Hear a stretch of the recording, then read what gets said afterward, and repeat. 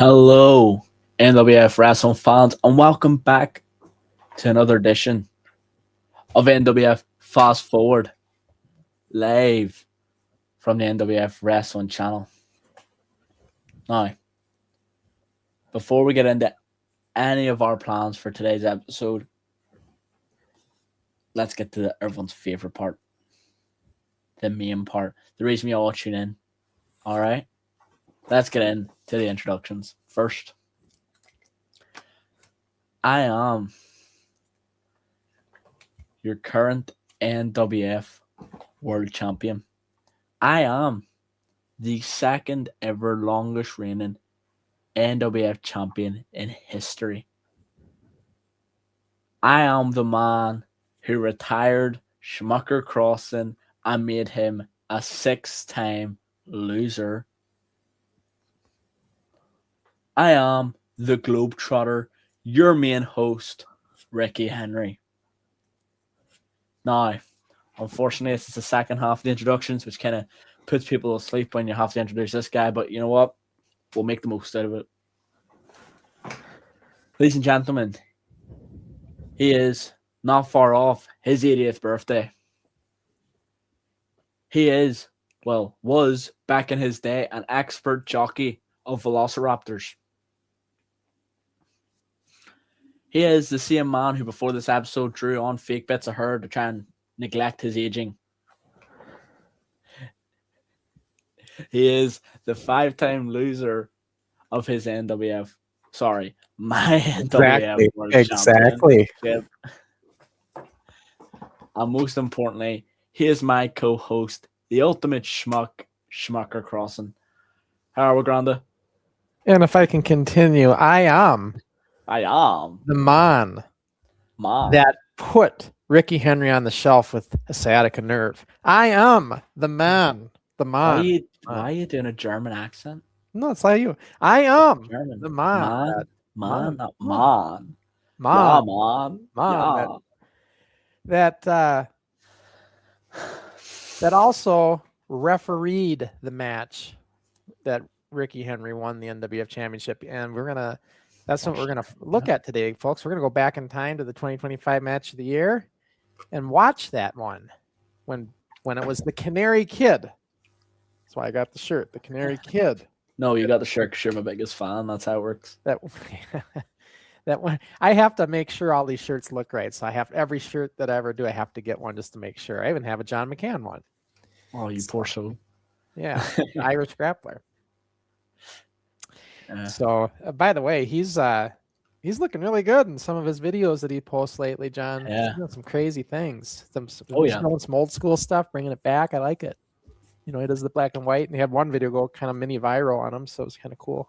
Oh yeah, it's great. So, smashing it. He is smashing it. Before we get to the match, though, Ricky, with you and Ben, which was a great match. I mean, I seen it. I had the best seat in the house for that one because I refereed it. Well, you didn't really though, because you didn't know the drop kick happened until you watched it back. It's true. That's only because I was so zoned in on the reffing and making sure I was reffing right that I wasn't paying attention to exactly all what was going on. Everyone was backstage talking about the drop kick, and he's sitting there, huh? But what drop kick? As we were watching that in the preview, you know, it reminds me that you've done that drop kick a lot, but I don't think you've ever done it as picture perfect as that first one. Yeah, I maybe you have, but because I don't know, I didn't see the match with Chow. I didn't. But I haven't had as good as I did on him. I don't know. It just that particular one just hit perfectly. Yeah. You know? I think you got that little, just the highest you've ever got with it too, even. Yeah, I know. I'm going to need to work on it. Make sure I'm not saying it's bad. I'm just saying that particular one, maybe the camera got it at the right angle and everything. I don't know. Just was a good shot. I want to try and get it better. Yeah. Well, what I'd like to see is you do the running drop kick like I used to do it. You know, if you have a bigger ring, it can make the running drop kick look so much better. It's hard to do it in the smaller rings, but like in the 20-footers, man, that looks nice when you can do it in that one. Yeah. Because you just have all that real estate. So it's just 100%. Have you ever been in a 20-foot ring? I haven't. I wish I have. But you've been in 18-footers though, right? Yeah? No? No one ever told me it was an 18-foot. There's been rings I find, this is a big ring, and I've asked and said, no, this is 16, but in my head I went, yeah, you'd know if you're in an 18-foot though compared to a 16. You'd notice it. It's like obvious. I'm pretty sure when I went over to Dreonics, it was an 18-foot at least, but I'm pretty sure I remember someone told me it was 16. Well, you know, Yeah, because I think it did not feel like a 16. And when you go to England here this month, I think they said they have a 16-footer, I believe. So everyone seems to tell me 16, but I don't believe anyone when they say 16 nowadays. After seeing our rings of 16, unless Nathan's been lying to me and we have a 12-foot. We had a 20-foot because it was 20-foot when we got it. We didn't have a choice. Yeah. That was the size. And I know when Eddie Sharkey eventually got our ring, and he cut it down to 16-footer. Yeah, he actually cut it down because it's not like when you're doing bar shows and stuff, you want it smaller. You don't. A big ring isn't the best kind of thing to have for those kind of shows. Well, when I first started it in IPW and it was NXG back then, like we had a 12-footer, but which was insanely small compared to what we have. No, 14-footer. What am I saying? 12, 14-footer. Right. But which is quite, you feel the difference. You hear 14 to 16, you think it's not that big, but then when you think about it going all the way around the diameter, it's bad the difference. But yeah, I mean, a 14-footer, man, you gotta almost do your like suplexes and stuff corner to corner. Oh, almost everything was corner to corner, and but the big thing I found in that, which I think is like kind of smart, makes everyone's positioning quite good, because you have to try and make do with your space there. So it means when you get in a 16-foot, your position is great. And I find that now, like I see new people starting training with us, and I see positions off, and I'm like, oh boy, you wouldn't last in a 14-foot. You would not have lasted because they weren't trained up in the 14-foot. Well, the first ring we built in the garage was 10-foot, 10 by 10. That was small. But we were small too. We were kids, so we were small. So it didn't feel small like it would as an adult, right? Mm-hmm. So when you say it's like small real estate to work with, well, we didn't notice it when we were kids because we were small, right? Yeah. So it's like I can't relate to it, it's like you can. So I suppose it would have probably felt better for me back then as well, because then I was 14. So yeah, I probably would if you're smaller and stuff. Yeah. But anyways, before we get the match started, I wanted to bring this in. This is as a matter of fact, I want to see now too. So I got the cool crush days. We're gonna retire those. Everybody likes that. You can't see even without them. And if you notice, I did I don't know where I posted it somewhere, but in my interviews back in the day, I did wear these actually. So it's like very fitting that I wear them now. So kind of forgot that I had mirrored aviators back then. All started from a surgery. This all started from a surgery. Well, yeah, but you wanted me to show my eyes so that you could like say I got beat up or something. Yeah. That's what you wanted to do. You wanted to like. Ricky, of course, wants to drag me through the mud with that story, so we couldn't have that. Of course. But anyways, I want to talk about Matt Skogman. Skogman, I think is how it's pronounced. It's I think that's Swedish. Ricky, do you know how they pronounce that? Skogman? Well, is there two dots over the O? No, I mean there could be. If you're, I would read that as Skogman. Skogman. I'm pretty sure it's Skogman. He is cousin of the other half of the Blade Runner there, Todd Sufka, the guy we see is back, the kid. I should say the kid. And they were cousins, and they were the Blade Runners, and they were the first tag team. This is a tag team where they were going to face the Super Ds, and it was a big, huge rivalry. This was in the heyday of the league with the Armory shows, and it was a really good rivalry. And then it all got cut off because when Larry kind of merged with us with NWA, he wanted us to get rid of the lightweight division completely. So these guys and the Super Ds and everybody just were set aside. So dumb decision, but that's what we did. But anyways, Matt, I'm talking about Matt because he just recently had a heart attack, as I understand, and he's, he made it through it and he's recovering, and I hope the best for him. But I know that Todd wanted to get some videos and stuff of him so you could show him as he's recovering, see his old self back. It's always fun, I know you hate seeing yourself, Ricky, when you were 14 when we showed that footage. Yeah. But when you get to be older and stuff, you'll want to look at that stuff again. Some of it, maybe not. So, anyways, Spike of the Blade Runners, ladies and gentlemen. That's I want to wish him a good recovery. And then the other thing I wanted to show before we show the match of Ben and Ricky is, I've had people ask me, Ricky, about doing restorations for other things besides NWF. Like, I can restore anything. So somebody was asking, like they had said, they'd like to see some like SD analog footage. Like that's basically, what we had before HD. They call it SD, standard definition, of some 80s wrestling. So I picked the AWA because it's my favorite. And I was actually at this show. This is a Super Sunday. At the time, the indoor record for the largest attended wrestling event, there was around 30,000 fans. 20,000 in the Civic Center and another 8 or 9,000 in the auditorium next door, closed circuited. And I was there, so I'm just going to show. This is like a minute. It's only a minute, but I want you to see how this footage cleans up. It really comes out nice. Let's watch this, Ricky. Just the introduction part of the match a little bit, and but yeah, cleans up really nice. Like this looks like modern stuff you'd see on TV today. Oh, yeah. Ladies and gentlemen, none other than Bobby. He's going to say Weasel. Bobby Heenan. Bobby Heenan, the brain. Is that the crowd chanting Weasel? Yeah. Now to introduce the challenger. And of course, Hogan's music back then was Eye of the Tiger. And it plays now? Oh yeah, they played it twice on this one. It was such a big hype match. They played it when it came out, and then they played it again. This won't get us copyrighted, will it?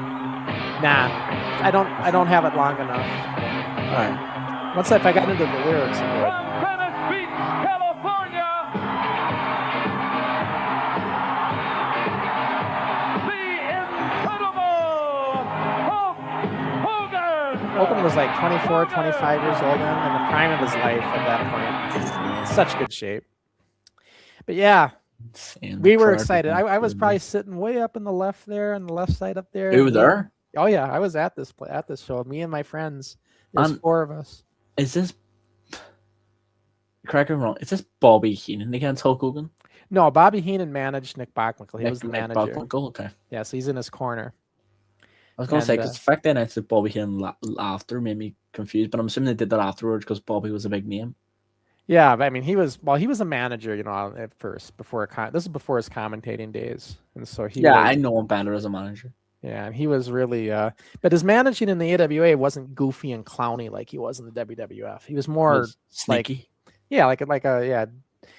He'd always talk tough when he's with his wrestlers, but then he'd be a coward in the ring because he would still wrestle matches. He was one of the best workers there was. You ask anybody, he could sell so good in the ring, and he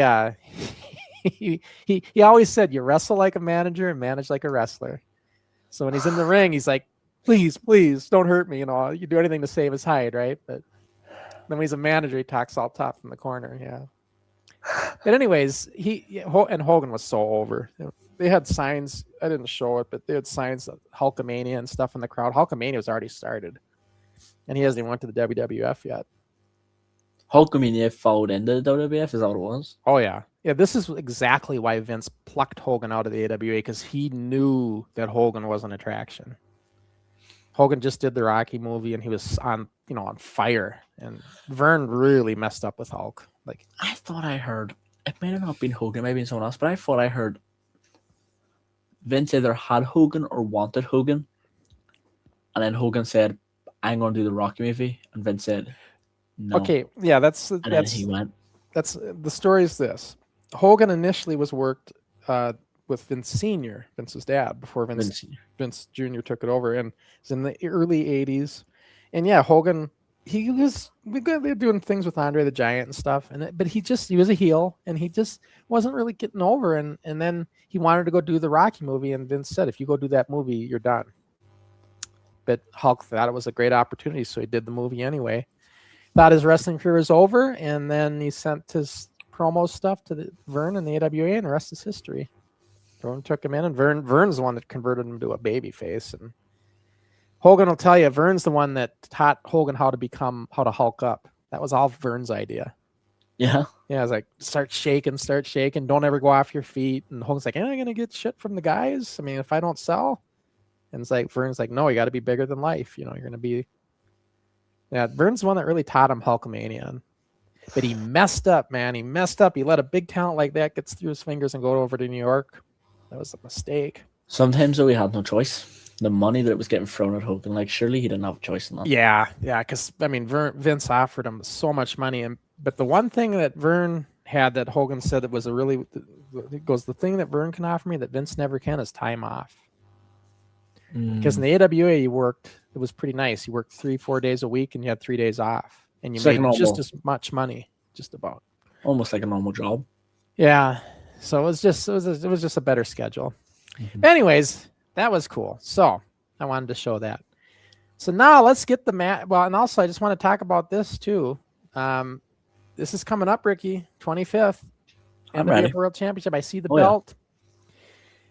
Yeah. Gonna go against Just Mitch. Any thoughts now on this as we're getting closer? Because we're only 3 weeks away?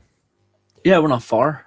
You know, I have thoughts, I have feelings, I have emotions, I have intentions, I have a lot of things going through my head right now when it comes to facing someone like Mitch himself, although he goes by such a degrading name of Just Mitch to make him seem so simple. Like, don't get me wrong, if you guys haven't taken the time to examine Mitch himself, he's a tremendous performer.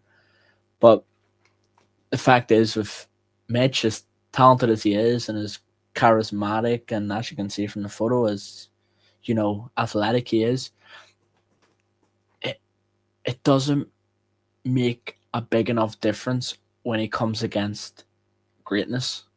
And that is what he's coming against. And that's not me being cocky. That's me taking this from a third-party perspective and looking at this almost in a critique of a way. I'm critiquing this match, and I just see it as Just Mitch coming up against greatness. A well-traveled individual. Mitch hasn't left the UK. Well, I've left the continent. You haven't defended that belt in a long time now because it's been put on hold right now for this particular match. Defending the belt won't make a difference because it's all about staying sharp, and I'm staying sharp. All right? For those who don't know, I've recovered from the injury. From the looks of it, it seems like I'm recovered. I'm back in training at least 2 days a week, and I'm slowly making my way back in. I'm working as much matches as I can. I'm having. Sorry, guys. I didn't mean to hurt him like I did, but you know, sometimes when you mess with the bull, you get the horns. Is all I can say. That's the thing. Crusher's knees are so bad he has metal plates in them, and I think that's what happened. A titanium plate right off the table. I got to be on a serious side. I am not exactly 100%. I got to be honest with you. My shoulders and knees they're getting better, but man, has it taken a while. And even my shoulders still, like when I sleep, because my arms, I like to have my arm under the pillow when I sleep. Right? A lot of people do that. Well, that when I wake up, my shoulder pays the price for doing that. You know, because.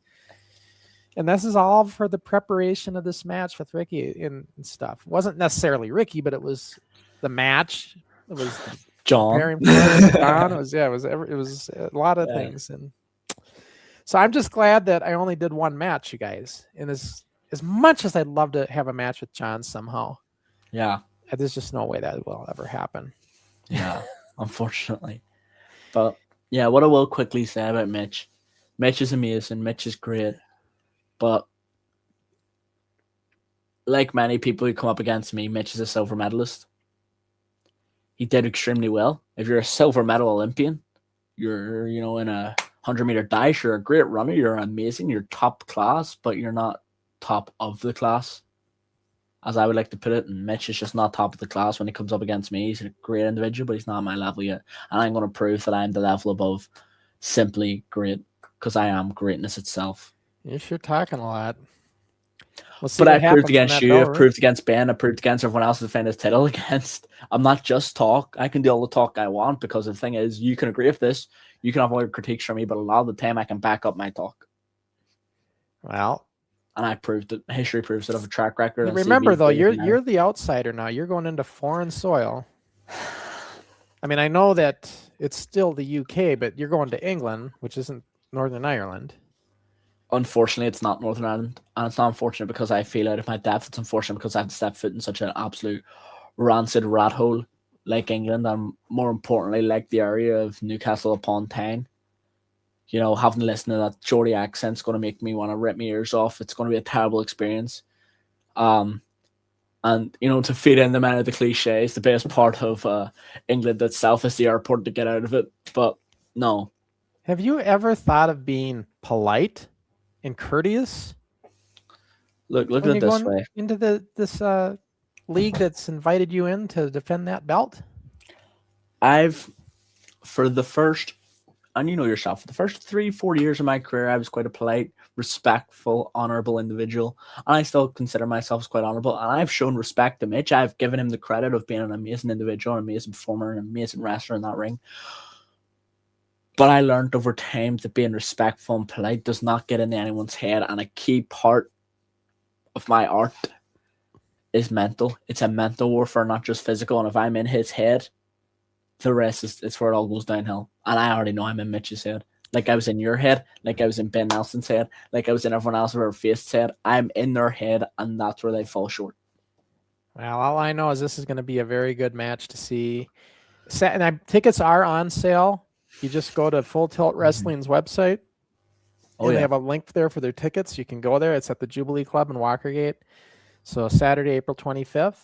And that's going to be great to see for anybody that's in England. I think it's going to be a great thing. I can't wait to see the match afterwards. I have people from here texting me. I have people from all these different countries coming to me and texting me in my direct messages. More than most of my matches I've ever had, talking about the hype of this match, saying, where can I see this? How can I get this? Can you give me the personal footage? Can you give us words? I have people constantly trying to get something out of me and constantly trying to get something out of this match, and it makes sense because look at it this way: you've stumbled across a gold mine in this match. You're going to take a pickaxe here, you're going to try and milk all the gold you can from it, but I'll tell you this, we're never running out because this is a top class match, and this is going to be a match of your contender already. Usually when you get people like that, they smell a championship change maybe happening. Who knows? Because that's, it's just like when I came up against you, Ricky. Remember all the hype there? Everybody was saying. People got all excited about a championship change. And what happened?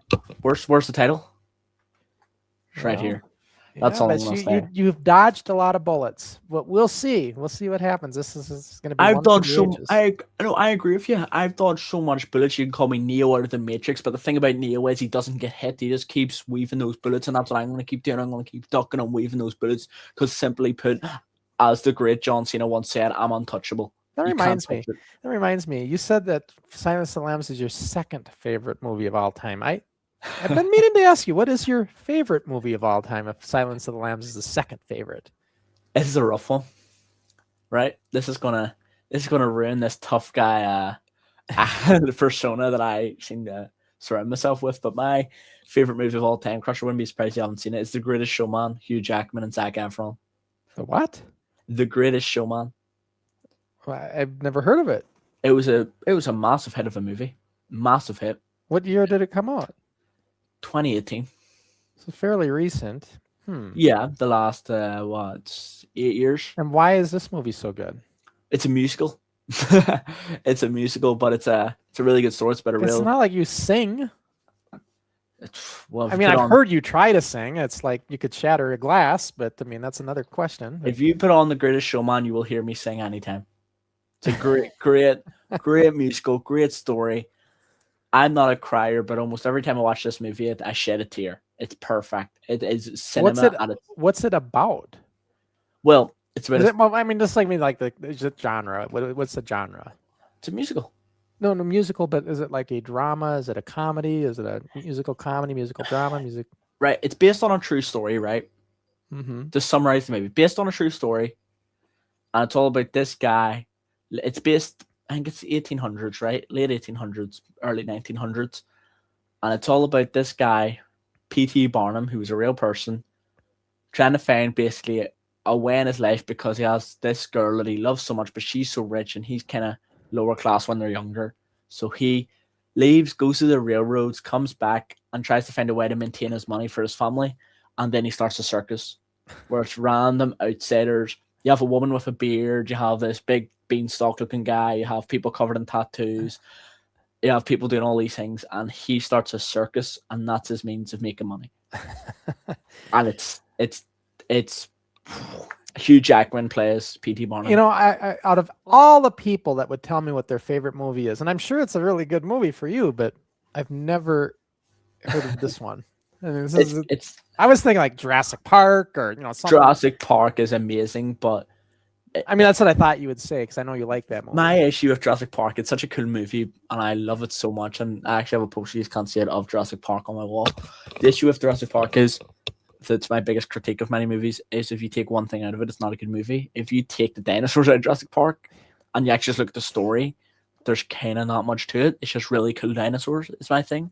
I'll tell you something. When Jurassic Park came out, I was in my 20s. It was the early 90s. That was the first movie that had like real, like when you seen that in the movie theater, the first one, that was like just lifelike looking dinosaurs. Like it was believable. And they've never had a dinosaur movie before that was so believable. Well, not really It was lifelike though. No. Right. My biggest critique of Jurassic Park is the dinosaurs aren't realistic of how dinosaurs are. A T-Rex can see if you move. Velociraptors aren't that big. They didn't have all the knowledge they have now. No. But they lied. But a lot of the dinosaurs, the one that shoots out the frills, the Dilophosaurus, does not shoot venom. That's not a thing. Right. And I know the Velociraptors were much smaller.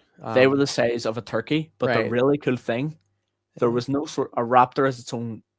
I know it's a wrestling podcast. We're going to talk about this. I love dinosaurs. A raptor is its own sort of breed of dinosaurs. The same way you have like a type of crocodile, but then there's other crocodiles. A raptor is its own type of like dinosaur, right? It's a subclass.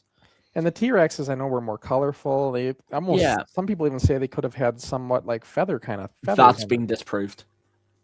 Because they were in a more hot environment, they would not have needed feathers. But it was for cooling purposes. They wouldn't have had them, they said.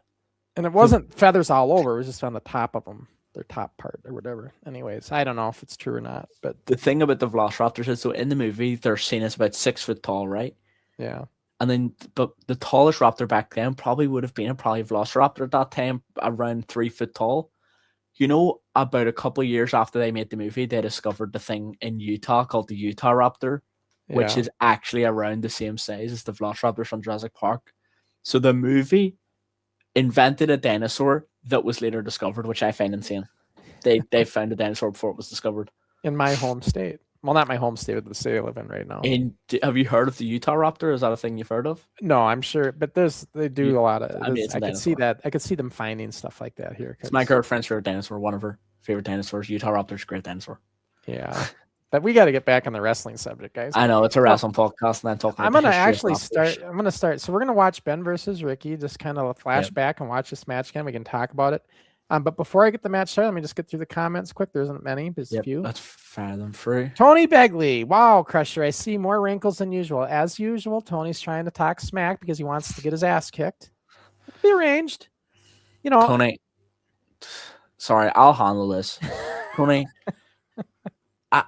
The thing is, Crusher, you call him wrinkly and all this here is an insult. Crusher's not insulted by things like wrinkles, right? The thing is, I'll tell you a story. When Crusher was younger, right, he used to love going to the ocean. He used to love water. He used to love rivers. He used to love the beach. And that's why when he grew up, he decided to inspire his facial structure off the ocean and have loads of waves in his forehead. That's just how he wants to live. And I respect his dedication to his passion. Don't worry, Crusher, I have him. I have your back. Yeah, it sounds like somebody wants a rematch for that championship. If you survive, Mitch. Let's get to the next question.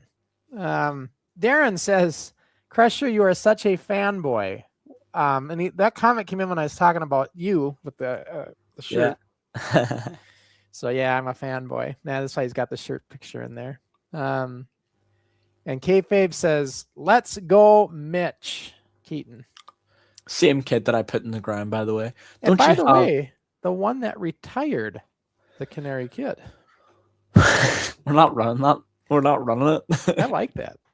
No, I might just run my next match, come out as Canary Kid, and then just never use Canary Kid again, just to take that away from Keaton.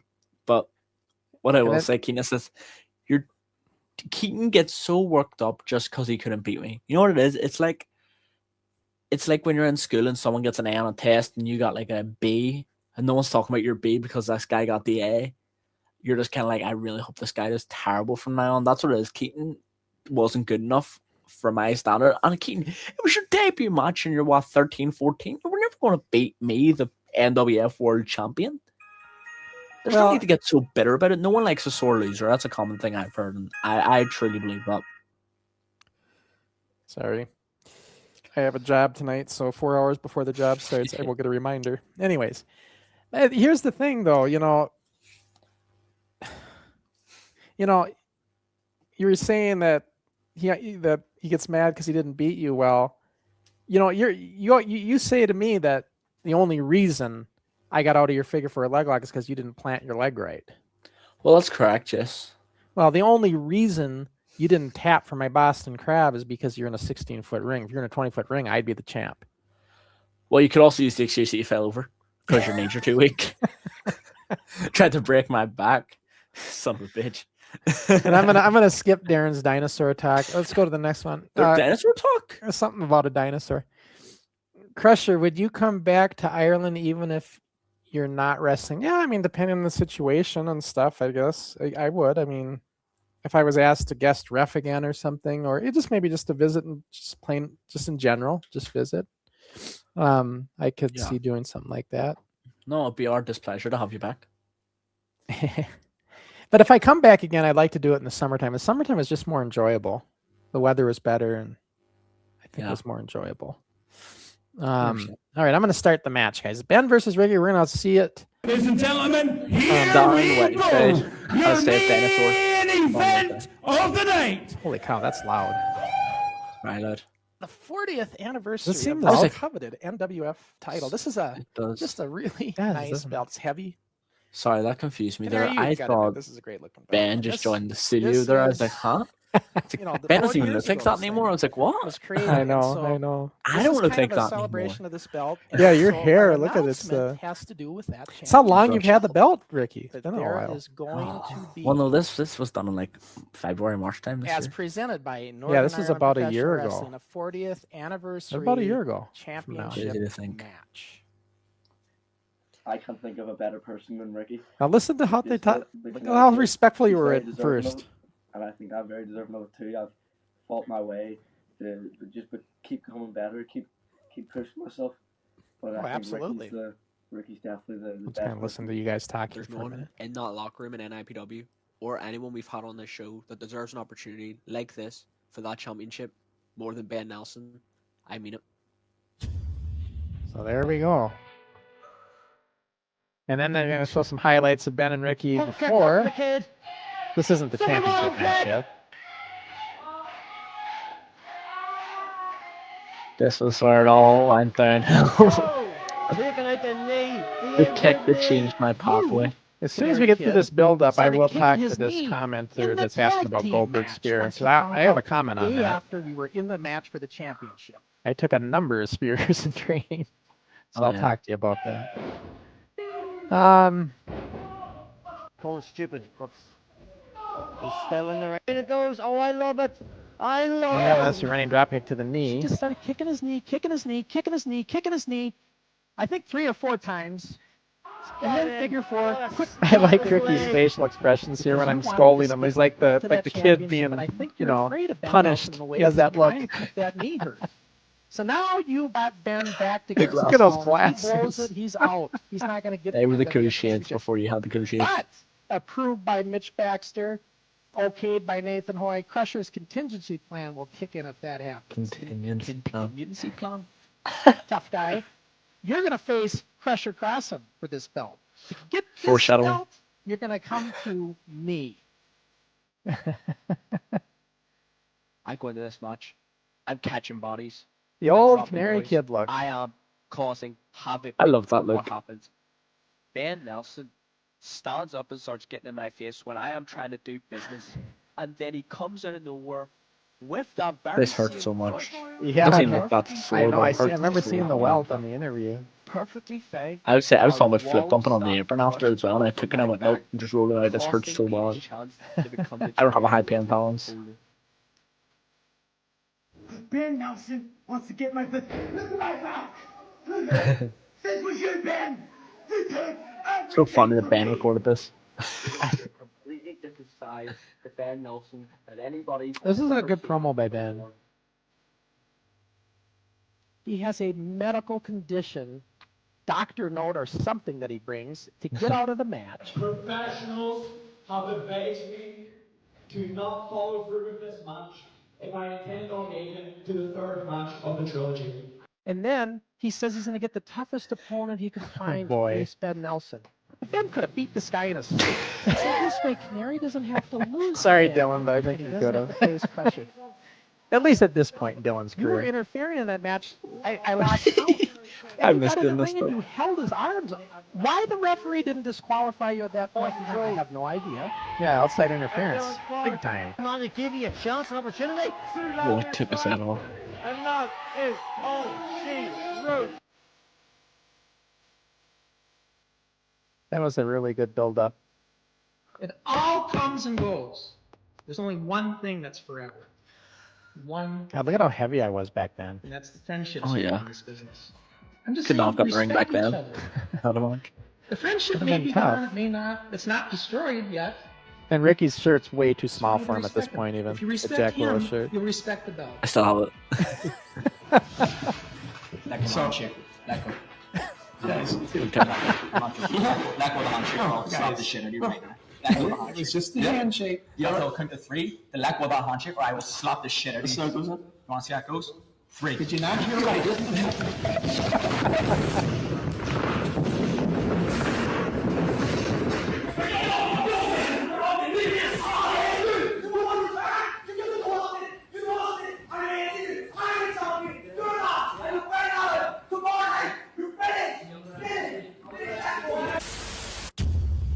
That was fun. Yeah, that was a lot of fun, wasn't it? Brings was back fun all those shit. memories just watching it. It was a fun shoot. Look, the split in this fight. It was complete 50-50. your main event. It seems loud. I'm gonna try to. match scheduled for one fall with a 60-minute time limit. And it is for That's just the Johnny's loud. NWF Yeah. World Heavyweight Championship. So Before we introduce the participants, please welcome. this was supposed to be at a bigger venue, you guys. Yeah, the church halls. Well, originally it was going to be at Malone. Malone Rugby Club, yeah. And then it got moved to a different, bigger venue. And then Church it got, hall. The church hall, and it got moved to the. You're just a bad luck charm. Yeah. NWF champion, Chrysler Collar with 12. And I was just noticing, you can tell that, man, I wasn't in as good a shape as I am now. Even though I haven't been to the gym for a few weeks and stuff right now because of my shoulders, I'm still in better shape than I am right now. Oh, yeah. Or, in this video. NWF himself. Bringing that illustrious companies on Because I still keep walking and stuff. I'm not. Oh, yeah. I'm still dieting. Does your mom always sit in that same spot? She tries to. She calls it her spot. Her spot? If someone else takes a seat, she complains to me after the show. I'm like, you don't have a reserved seat. Like, you can nothing we can do about that. Back on the street. Johnny made his debut in OTT, right? He has. He made his debut in Over the Top Wrestling. Big congratulations to Johnny. Well deserved. One of the best announcers, if not the best. That's great. Top class. The funny story is with Johnny, I met him years ago when he was just a fan. We went to Dublin for an Over the Top Wrestling show when I was like 14, and we carpooled with Johnny, and Johnny carpooled with us, and it was. Johnny said that when I came out again, he had offered me to stay with him. Like, if I didn't want to have to pay for a hotel, said I'd be willing to stay with him. He goes, it'd be a ways out. I'd have to be a lot of traveling to get back and forth, and that's why I didn't. It'd be too hard to go back and forth for training and everything. But it was nice that he offered. Yeah.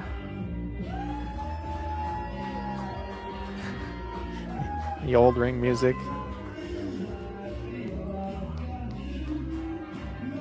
Yeah, you can see that you can see that when you see Ricky here, and you can tell that Ricky has also put on some weight since then too. For him, like, he's actually put more weight on since this for them when I had my match with him. Missed this look.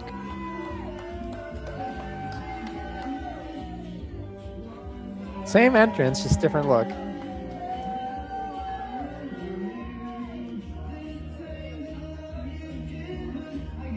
I thought you were gonna come into my face and give me gripe, but you didn't.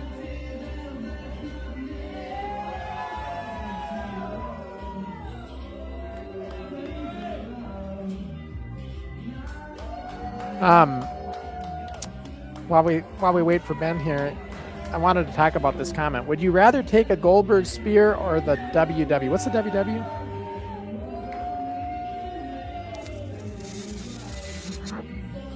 I don't know. NWF. The what? Willy Wonka? I don't know what it is. I'd rather take the Goldberg. I'd rather take the Willy Wonka spear than the Goldberg spear personally. Well, I don't know what the WW is.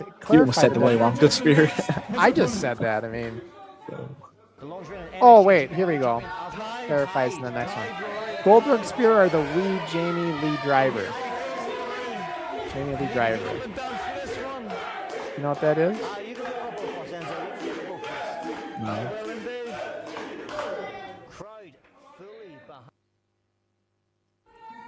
God, I can't get that audio really low. Well, all I know is, when I was training in Salt Lake City, there was a night where everybody got to pick a move, and we all had to take it. And this one guy wanted to do the spear, so he'd throw us against the ropes and spear us, and I had to take that thing like 5 times.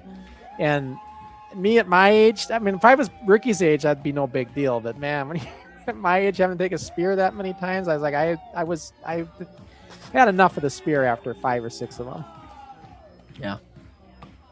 Yeah, it's not that hard though. I mean, it's not as bad as it looks, but.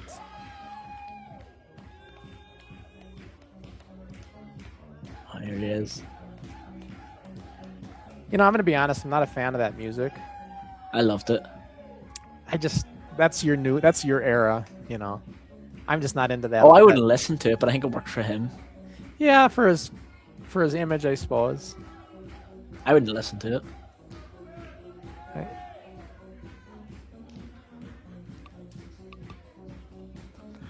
And then we did the traditional start, which is cool. The camera in the ring was great. Yeah, having the camera in the ring to show the pat down, and because I remember feeling your knees and saying, "Oh, he's no knee pads," but then you said you forgot to pull them up.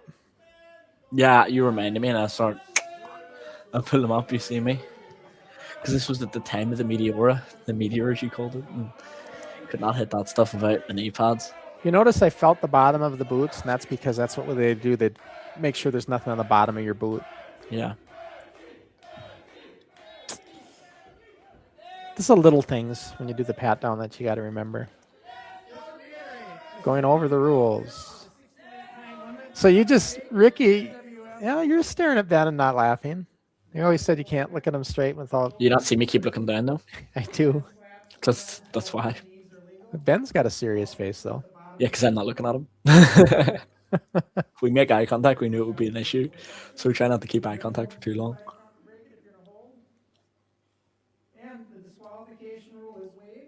Yeah, disqualification rule waived for this one. So that's why Ricky was on his best behavior for this match. Oh, yeah. Like Crusher Crossen needs to drop about 25 pounds here, man.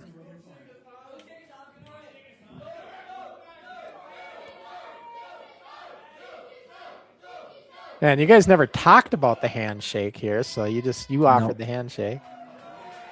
Nope, I knew I was going to offer it. My idea was my hope was that we would continue this, but obviously it didn't happen, the cold handshake rule. But my idea was if in the first time we ever used a handshake, we didn't do the handshake, it would have taken away, it would have made it go, all right, then don't like each other, just won't do the handshake. I wanted it to be a bigger deal if someone was ever did the handshake rule, but then we stopped. But it also kind of let them know that it's not pure hatred. Well, I know when we did our handshake, you heard somebody, one of the kids in the car was like, I see the hand coming out, because they seen you starting to bring your hand out to shake. Did you? Yeah, some kid in the crowd's like, I see the hand coming out. So they were watching, like, is he going to shake? Is he going to shake? From the birdcage recited in Twinbrook, he is the heart and soul. So it was the birdcage in Twinbrook. Now it's the terminal or airport or whatever. From Belfast City Airport, residing in Twinbrook. Belfast City Airport.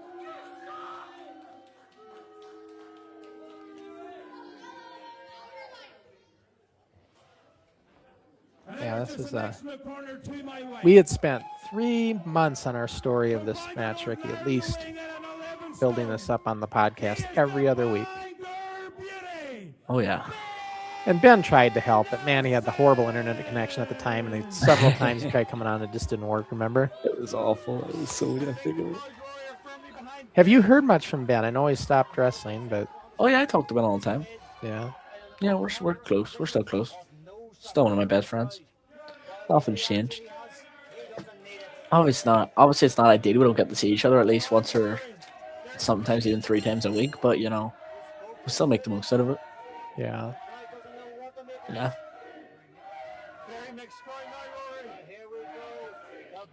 And Yeah, the crowd was certainly into this one.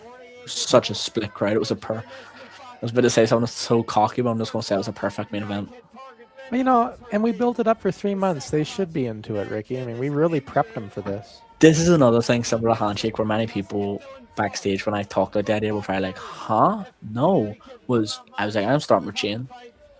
And my idea was, again, it's not pure hatred. We're annoyed at each other. We're angry. But you also remember, we're 2 young people fighting for a title. We're so competitive. We're former friends. We're going to be so competitive. And Shane is known as competition. This is what it is. It's competitiveness. Trying to see who's better. It also builds up and makes the other things so much bigger when we start doing more. That's exactly what you did to me right there. Oh yeah, that's one of my favorite things today. It's so easy. Yeah.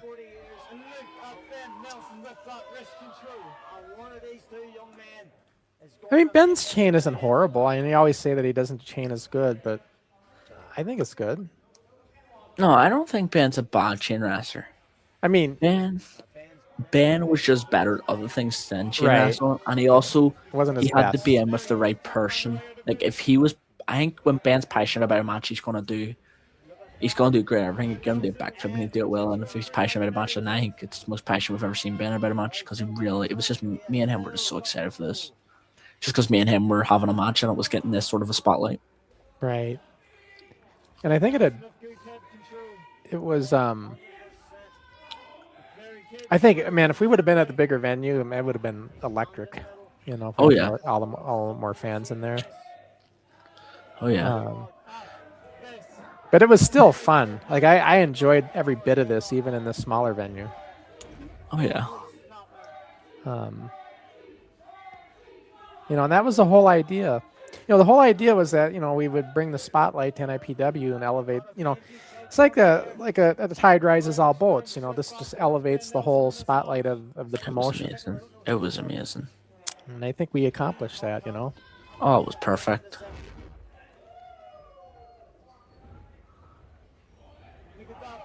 Leapfrog.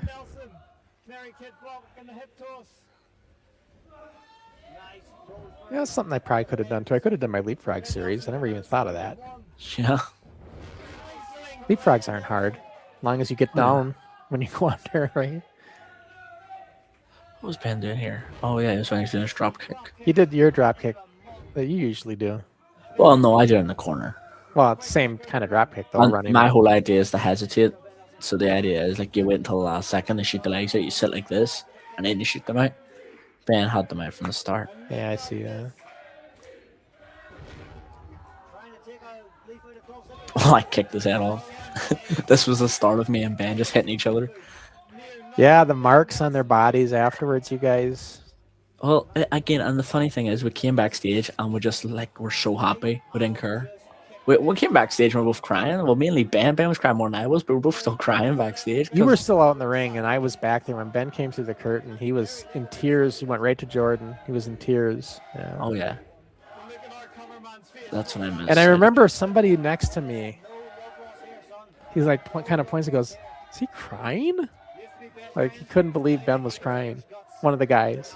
Oh, I forget who it was. Well, that's the thing. It just meant so much to both of us. Yeah. It was amazing. There's me giving the call.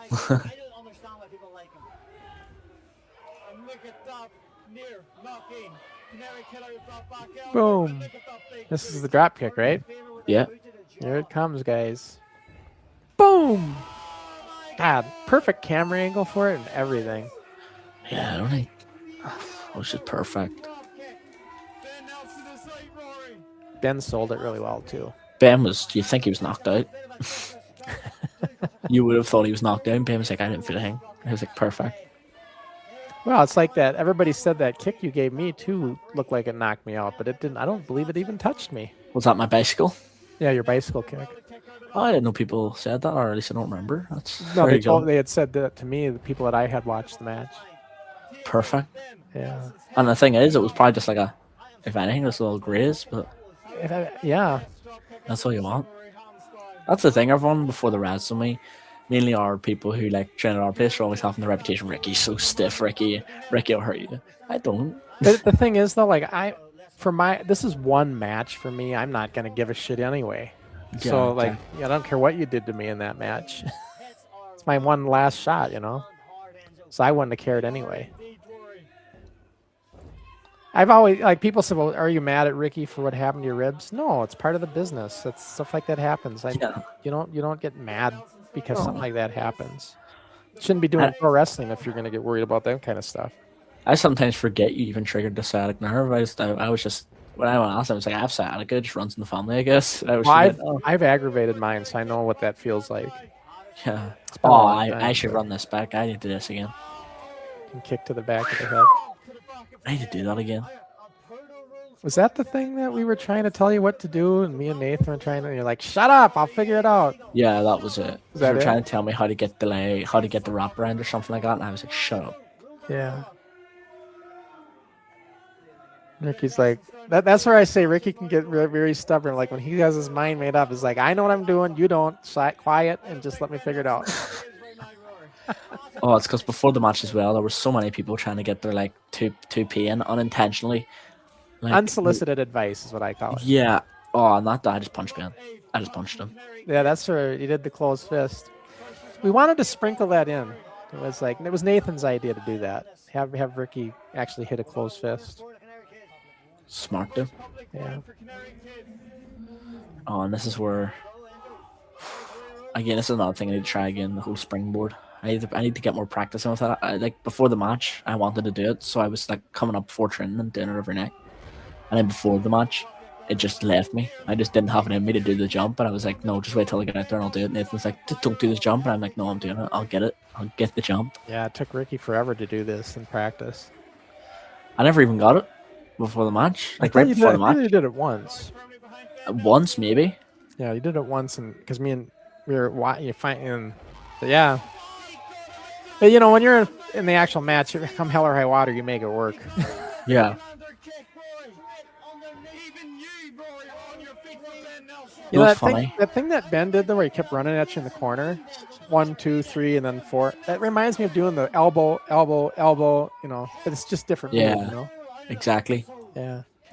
Funny thing is here, see when I drop on the ground after the super kick and I'm like kicking my foot and all, that's pure pain tolerance because he caught me right in the sternum and it like I was struggling to breathe already, but that I'm convinced made my heart skip a beat. I was like boom.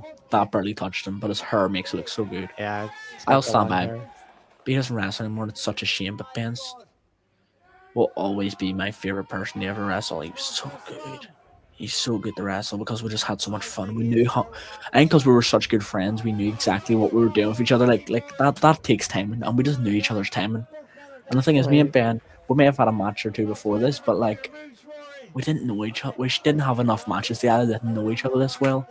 But it was just pure like admiration for each other's work that made us go, we know exactly what we're doing. Well, we talked about that in the last show. It's like when you're in there with your friends, it's just a better chemistry.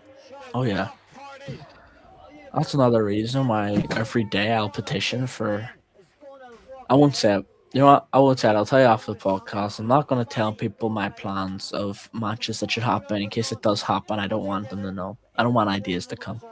But there's certain match that I keep petitioning for, and me and this person keep saying we'll steal the show when it happens. I know who you're talking about. Yeah, because I fully the thing I keep saying about me and this person is not to toot my own horn. I'm not saying I'm on my own a major attraction Hulk Hogan style, but I believe that when me and this person have a match, if that gets announced, we'll sell tickets just knowing that match is on the show.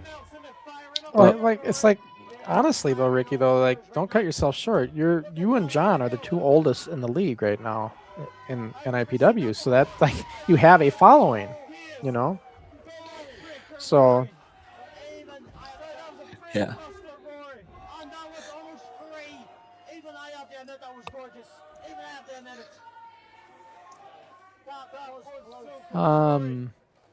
Darren's got a nice comment. What's the comment? It's so good to hear the backstage stories. The tears afterwards tell us how much it means to those guys. Great show from all three of you. Yeah. Now, for me at the time, I was just excited. There's the clothesline. No, what I love about this Right match in the is face. there's so many layers to things. Like, oh, there's the drop kick. Oh, there's the jump into the super kick and me nearly getting knocked out back. Oh, there's the crusher cross. And when I kicked him, like, there's multiple moments from this match where you go, that was a great moment. That was a great little moment they had there. Even before the match, when they do the handshake and all. The thing is, as well, another story about the handshake is we had the handshake from Hell the day before. And it all went to it went to shit. It was terrible. Like, we ripped each other apart the last time we shook hands, but that showed, now we weren't going in with this with I know anger, John we're and going I in with- thought it should have been a hot start though from going play off of the handshake, but you didn't want to do it that way. I think that was corny and predictable. Everyone would have saw that coming. You just expected that, right? You would have expected that to be the start. We don't want people to predict anything. I'm big into if you don't see someone coming, it's a good thing. The only thing People I would thought that say was though over. that would have been good for the hot start though, it keeps the heat from the podcast continuing. Where now you kind of diffused it. That's what I Before the wanted. I match wanted to started. bring them down to make them think, oh, is Ricky faint with honor? And then I do stuff like this, where I kick you in the head and all. I mean, and considering how the match ends and you guys hug and stuff, I can see it. it brings the honor back as well. Yeah, Yeah. this was nice. Bang. Ben sold it like a champ again. Every time I hit Ben for a move, he sells it the best ever. I hit him a bicycle kick and a fatal 4-way a couple months ago, and he backflipped it again. That's what I mean. Ben would do a backflip if the match meant it if he cared enough. Yeah. I need to bring out that DDT again. See, that I like. The standing up tall, Yeah. Like that's just a good look when you go off the top rope to be standing. Oh yeah. You're There's me just thanking him. There you can. He wasn't even selling. He starts patting me. I Starts know. going, "Yo, bro, well done." and look at your brother or whatever, just super excited, jumping up Oh, and he's so down. happy. My sister and my nephew and all were on FaceTime because they weren't in the country at the time. They were in Spain, so they're on the FaceTime on my mum's phone, going crazy in the hotel room. Yeah. There we go. So I had an international audience. You can see my mum holding up a phone. That's why. Yep. She was. I You see it? that. Yeah. Like he's already starting to break down. I know. Well, when I go to him, he was crying, in the ring. Like after I give the belt to you.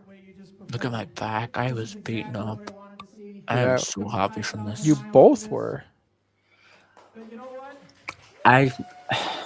Unintentionally, I've never gave more to a match than this, and it was just natural. I curd so much. I've never curd this much about a match. At least since before this was me and John for the title, junior Yeah. heavyweight. I never curd about a match since then, but it was better than I was for that last match, so it meant I curd more than ever.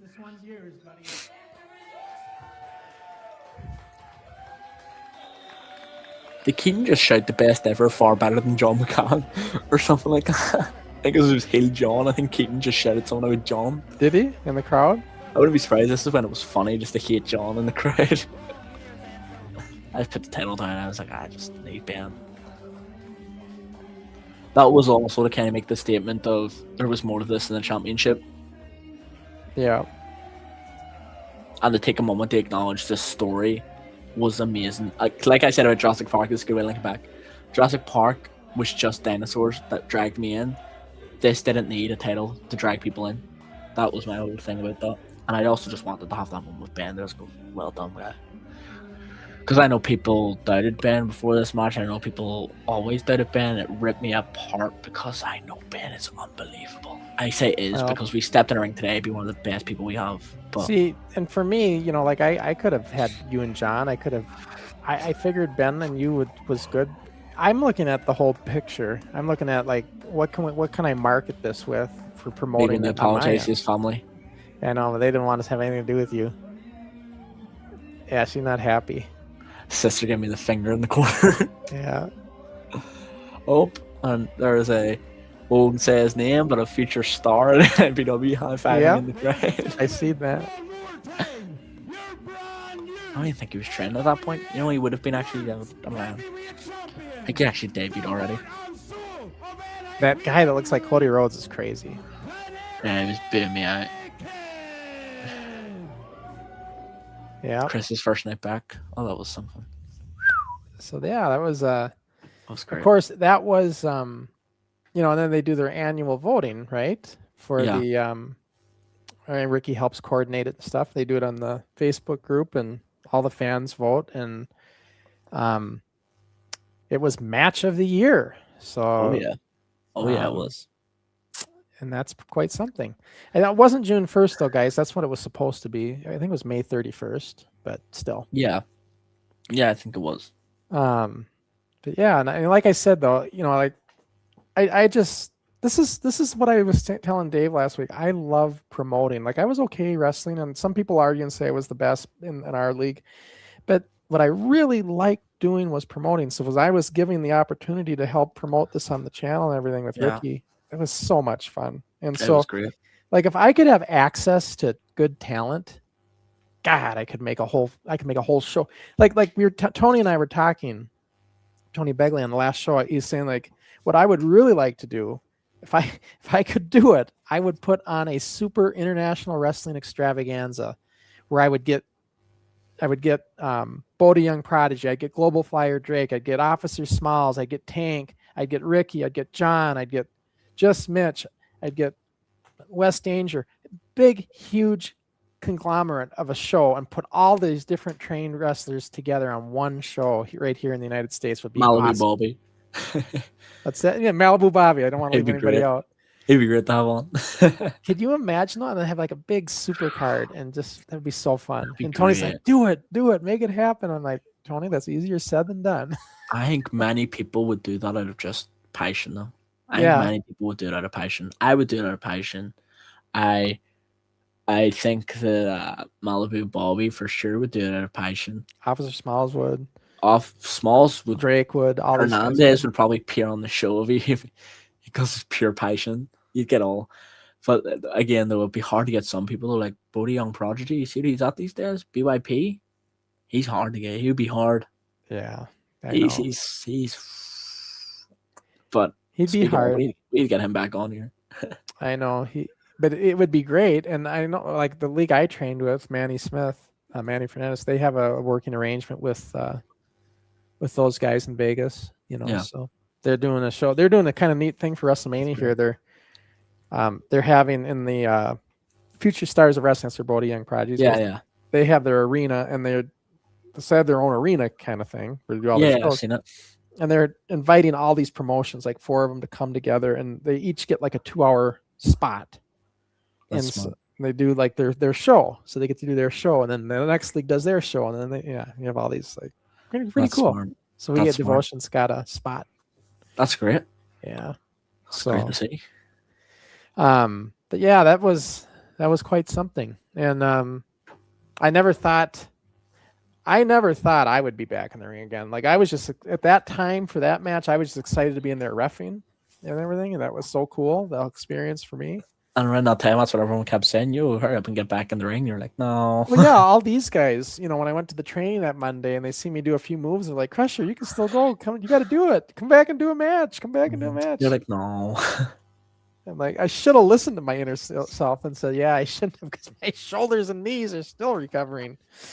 But it was so much fun. And like I was saying, though, I wouldn't. We were talking about, when you take moves and stuff and you get. I would. That's just part of the game. It's like 100%. I would never, even if I got hurt in the match, I would never hold anybody. Like I wouldn't say, "What the hell did you do that for?" No. Yeah. It would be my fault if anything. So, but yeah, that was. So next, in 2 weeks, we're gonna have Mitch back again because we want to talk more about this, and.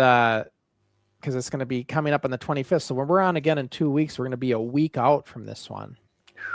And I noticed for the days, like this is the day before the Banger show, right? I only realized that yesterday. Yeah. So yeah, that's like going to be a busy week for you. Busy weekend, yeah. Traveling from England, driving straight over to Bangor. Yeah. So like, I imagine you're coming back in the morning then, right? Yeah, I think I am. If I'm not, then I don't know what I'm meant to do. I'll go to the show late and put later on the car, but I'll have to try and get there somehow. Right. But yeah, so I mean that's just the way it worked. What would you have done if it was the same day? I guess you'd have to miss one then, huh? Have to miss one, wouldn't I? Yeah. Would have had to miss the Bangor one because again, like that's just how it works. You know, people are paying for me to go over there. I can't turn them down. Right. And that was a real, this has been a very much anticipated match. Like this match with you and Mitch is really the whole idea. It's to let the belt kind of travel to another league and defend it and see what, see and have fun with that way. Intermingling, cross pollination as we'd call it. Oh yeah. Wrestling business. So that's going to be a fun one to see. And for those of you in England, guys, you know, tickets are on sale. So hit up Full Tilt Wrestling's website so you can look into that and get it. I wonder if Tony Begley's going to go to that show. I don't know if Tony's still on, but he was talking about wanting to come up to see me and you. Yeah, well, he's not in England, though, is he? No, I didn't realize. I always thought he was down in Dublin, but he's actually like Donegal. Yeah, he's further north from there, I guess. Yeah, much further north, yeah. So, anyways, we don't have our normal crew in here that always likes to talk and that. I know. They're busy with their Sky Sports news stuff, so they're not here. I'm trying to think if there's anything else I had to go over, though, before we sign off. I don't think so. No, not that I'm aware of. I guess I want to talk about what's coming up on our next show next week with Dave. Dixie Dave, the outspoken one himself. And Ricky, I gotta say, I don't see the NWF banner up there. I don't have. I give him this beautiful, beautiful flag banner that I gave as a gift, and he was so excited and everything. And where is it? In the freaking dresser, in the drawer, or whatever it is, collecting dust. I don't have the materials to put it up. Procrastinating. So, maybe one of these days we'll see it up on that concrete wall. But this is what's coming up in a week then with Dave. We're going back to Fred Moore Junior High, the infamous dungeon. You know why it's called a dungeon? Why? Because of the hearts? Well, it was in Fred Moore Junior High's basement. They had to go down these stairs into this concrete, unfinished area, and it was like a dungeon-looking area. Oh. And that's where they had the boxing ring for Golden Gloves boxing, and that's the ring we use. This is a boxing ring. And it's this ring was on concrete. There was no like platform. It was like flat on the ground. The posts were in the cement. Okay. Oh. So it was on concrete, and these are wrestling mat pads, thick 2.5 inch pads with a canvas over it.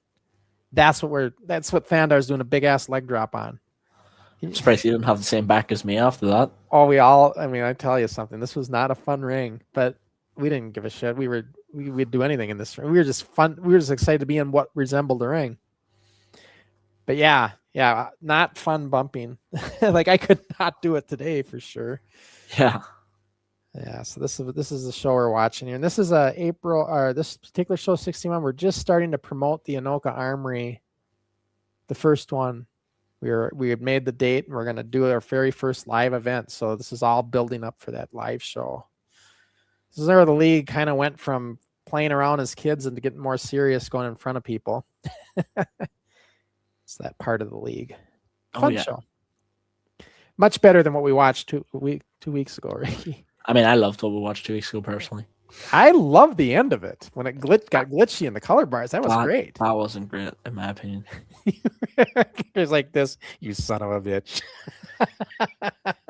Couldn't watch that. That was Dixie Dave's idea. So don't. I know if I was in person, Ricky, if you wanted to do that shoot, right away, because he would not have liked what I did there. But that was Dave's idea. Dave just turned on me. Yeah, because Dave's like, he's gonna make fun of you. You gotta put some of his old stuff in there. You got to. I know. Wasn't And great. then what's fun is your girlfriend's seen it then too, and she had probably never seen that before. No, she hasn't seen it, and she's never going to. Didn't she see that? Nope. Oh darn! I'll have to make sure to send it to her on Instagram. They don't have to do that. Nah, that was that was Ricky doesn't like seeing that stuff. But No. anyways, so we're gonna be back and so I'll be back in a week with Dave, and then we're gonna be back in 2 weeks with Mitch. And then after that, Ricky and I are gonna go on a once a month, at least for a few months. Yeah. And maybe forever at that point. We might just do Forward once a month. I don't know. We'll see. I'm thinking because it's just getting harder for me. I got a lot of restoration work I do and stuff, and so having to do a podcast every week, I wouldn't mind doing once a month. Yeah. So, and I know Ricky's getting busy too with his girlfriend and everything else. So, and wrestling. So, by the way, any other dates you got besides NAPW stuff?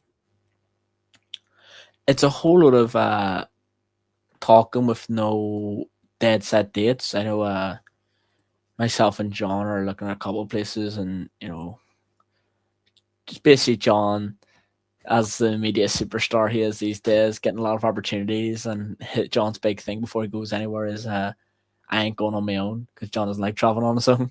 So his whole thing is just, I think his whole plan is to just tell every place, it's like, yo, can we have you? It's like, yeah, take Ricky too though. If you're taking me, you're taking him as well. I ain't going on my own.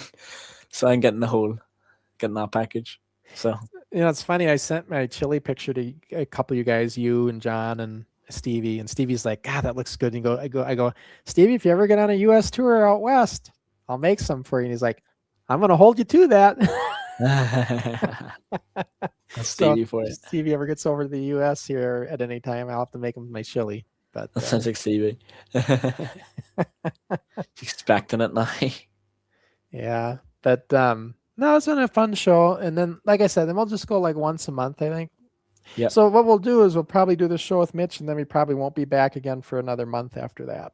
Yeah. So there'll be one show there in May at the end of, or the beginning of May, I should say. Or no, the middle of May. It's going to be the middle of May when we're on next, right? Or in middle of April. Yeah. Yeah, because our next show is going to be April 17th, and then we'll be back again in the middle of May. So, yep. I think it'll be May 15th. And then, I don't know, Ricky, I think too, when we start, as we talked about, we might move forward to Thursdays, everybody.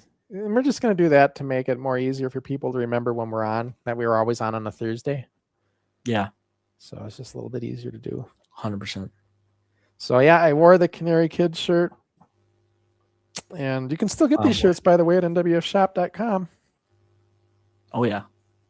Get Ricky's shirt. While it's still there, because we don't have a Globetrotter one yet.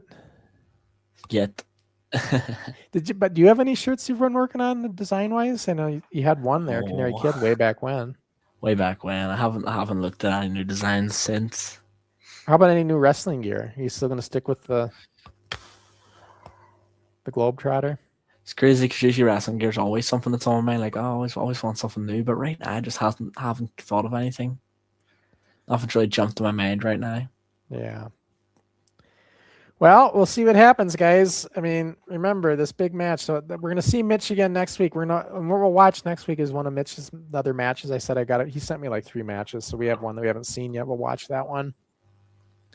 And then we'll have Mitch again. And hope, I'm sure that hopefully we'll see some promos of these guys too here in the next few weeks. We'll have to keep an eye on for that. So just keep an eye on our YouTube shorts, because if they do promos, they'll wind up on the shorts somewhere on the Instagram channel. All right, guys. So like I said, thanks for tuning. I know a lot of you are going to see this in replay. So we will see you next time we're live.